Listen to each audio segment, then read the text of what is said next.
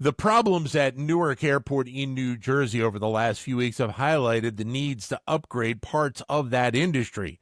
And while there is a need to fix these issues as quickly as possibly, there must be a way to be able to also think about a review of the system in general for the safety of our airports and our planes and the people who fly on them.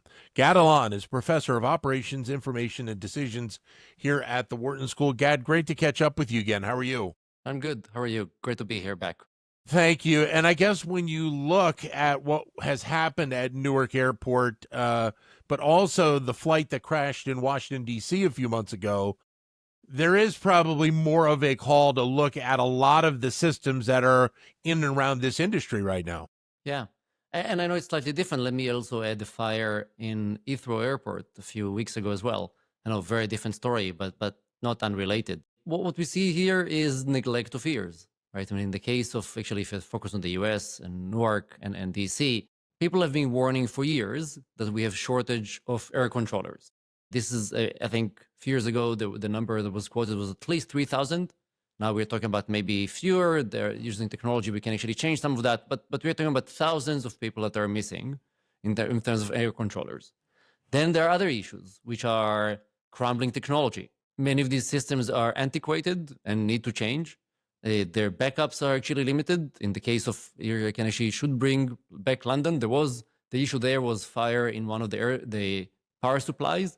There was a backup, but the backup was exactly near the other power supply. In the case of Newark, there was a wire that got on fire, caught fire, and because of that, for 15 to 20 minutes, the air controllers could not see anything. These are extremely important infrastructure decisions that neglect of years brought us to where we are. Well, and I think for a lot of people, they would be surprised that we are having these issues in these types of locations when you think about how important these entities are to running our countries in general.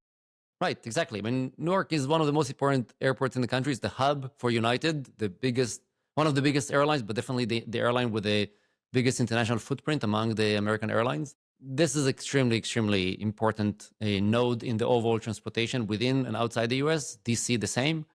So the fact that there is such a long neglect means that there are probably many other infrastructures that are actually not ready. So when you think about the infrastructure piece and the transportation department here in the United States coming out and saying they've formed a task force and brought on a couple of different companies along with their entity to be able to try and fix this as quickly as possible, this still feels like, though, it is a short-term fix for a longer-term problem. Exactly. I mean, exactly. I think what we're going to see here is we need here, I'll give an example, Inflation Reduction Act. There was a request to allocate more budget to infrastructure. Ultimately, I think, I forgot exactly the number, but it's 1% to 4% of the overall was allocated to that. We know for years that these are issues that require budgeting, rethinking, and having a short-term task force for that. That's exactly what it does. It's actually just solving an issue for now, but that will just kicking the ball down the street. So for the component of the air traffic controllers that you mentioned before, that's a challenge, I guess, in part because of recruitment, but there is a process that you have to go through in terms of your training. And from what I was told a week or so ago, it's not like you can be an air traffic controller in Philadelphia and then just go up to New York and fill in a gap. You're talking about very much different areas and processes that go through. Yeah, that is one thing that's true, but there's actually an interesting aspect here, and you mentioned Philadelphia and New York. One of the main things that caused that the shortage was the fact that actually there was a transfer of the air controllers from New York, from New Jersey to Philadelphia. So many of the people that control the air in Newark actually are now based in Philadelphia. It was against the advice of many air controllers, and it was done with very little consult and advice from them. And so a big part of that was actually, how do you actually manage the change where there is a new technology potentially that can solve some of these issues that you're describing, and potentially in the long run reduce the dependency on where the air controllers are and reduce the dependency on them knowing the specific air or where they are. But this is, again, a long-term change that requires you to bring people on, to get them to buy into the change, to make sure they are aware of that, and rather than exactly at the time where you need them, have an accelerated number of them take retirement or don't show up to work for other reasons. So I think there's an aspect here of reducing the dependency you're talking about, but that cannot be done against the constant of the people actually doing the work. What do you think then is the best process to try and make the corrections that are needed, but also to look at this longer term so that we can have the best and safest air system in the country? Yeah, it's a great question. I think first of all, one is to treat each one of the flights that happened as a the near accident is an accident, right? The fact that nothing happened in Newark when there was really no air controller. There are 170 planes in the air, if I remember correctly, during that time. And imagine these are planes that are now essentially flying essentially blind.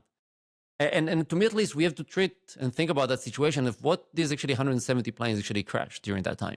What type of an uproar will we have? How much budget would we divert at that time to try to fix these issues? How much money could have been saved or should have been was saved by by these things not happening? And so I think once we elevate to that level, I think the next question is really, what is the long-term budget we need for that? What's the technology? How do we envision that? The US is actually behind technology-wise compared to many global airports. What's the technology investment we need to make? And then what is the change we need to make in terms of these roles to make sure that we are solved? Because these are issues that are going to reappear again, every 5 years, unless we solve them as a much more programmatic way for the next 30 years. The airlines are moving slowly. This is an industry that overall moves slowly, exactly for the safety reasons that you mentioned. But the fact that it moves slowly means that we just need to look much more into the future than looking into short-term solutions. So thinking about, first of all, the cost of that, budgeting appropriately, but then making sure that we are retrofitting these with the right technology and training plan, I think is the right route and process for that.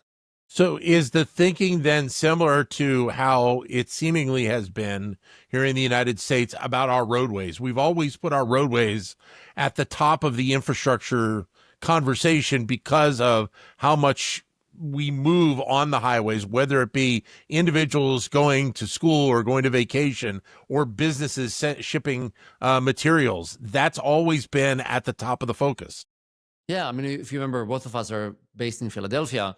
A few years ago, there was the I-76 fire that people anticipated going to take maybe a year to fix, and it's going to impact the GDP. People basically said that it might actually reduce our GDP by, or growth of GDP by 1% just because of the fact that it's going to be such an important artery of transportation and logistics. Ultimately, they managed to fix it within 30 days and avert many of these gloom and doom predictions. But we don't have anything remotely as urgent, or at least we don't treat it with them remotely as same urgency, even though the impact can be colossal as well. There's a reason the United Airlines CEO wrote an email to every person that is a United customer, primarily because many customers I know actually chose to avoid Newark and maybe avoid United over the last few weeks since the incident, once because of the delays, but also because of safety. And so I think we need to have the same level of urgency that we have with respect to roads. Gad, great to talk to you again. Thanks very much. All the best.